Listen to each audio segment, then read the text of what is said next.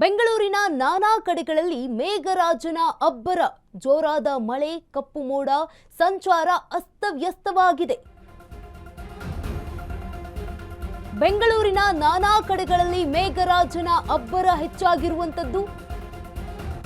ಜೋರಾದ ಮಳೆ, ಕಪ್ಪು ಮೋಡ, ಸಂಚಾರ ಅಸ್ತವ್ಯಸ್ತವಾಗಿದೆ. ಮೆಜೆಸ್ಟಿಕ್ ಹಾಗೆ ಶಾಂತಿನಗರ, ರಾಜಾಜಿನಗರ, ಜಯನಗರಗಳಲ್ಲೂ ಕೂಡ ಇದೀಗ ಸಂಚಾರ ಅಸ್ತವ್ಯಸ್ತ. ವಿಜಯನಗರ ಹಾಗೆ ಕೆಆರ್ ಸರ್ಕಲ್ ಸೇರಿದಂತೆ ವಿವಿಧೆಡೆ ವರುಣ ಸಿಂಚನ. ಕೇವಲ 1 ಗಂಟೆಯ ಮಳೆಗೆ ಈಗ ರಸ್ತೆಗಳು ಜಲಾವೃತಗೊಂಡಿರುವಂತದ್ದು.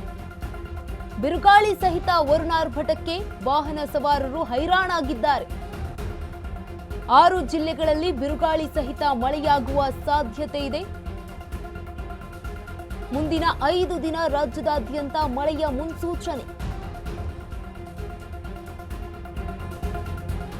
ಇನ್ನು ಬೆಂಗಳೂರಿನಲ್ಲಿ ನಾನಾ ಕಡೆಗಳಲ್ಲಿ ಇದೀಗ ಮೇಘರಾಜನ ಅಬ್ಬರ ಜೋರಾಗಿರುವಂತದ್ದು.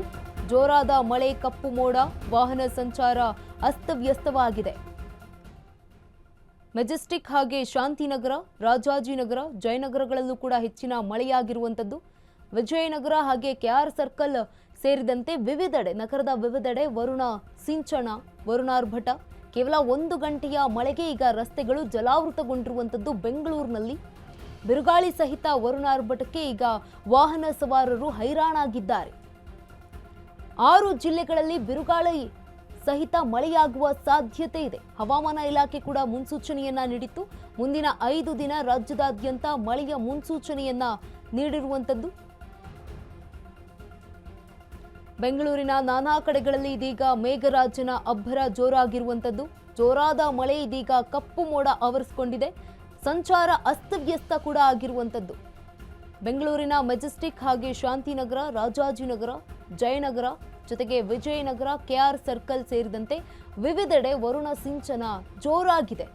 ಈ ಹಿನ್ನೆಲೆಯಲ್ಲಿ ಕೇವಲ 1 ಗಂಟೆಗೆ ಮಳೆಗೆ ಈಗ ರಸ್ತೆಗಳು ಕೂಡ ಸಂಪೂರ್ಣವಾಗಿ ಜಲಾವೃತ ಆಗಿರುವಂತದ್ದು.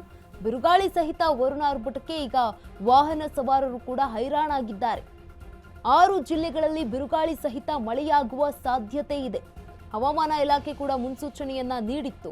ಮುಂದಿನ 5 ದಿನ ರಾಜ್ಯದಾದ್ಯಂತ ಹೆಚ್ಚಿನ ಪ್ರಮಾಣದಲ್ಲಿ ಮಳೆಯಾಗುತ್ತೆ ಅಂತ ಮುನ್ಸೂಚನೆಯನ್ನ ನೀಡಲಾಗಿದೆ.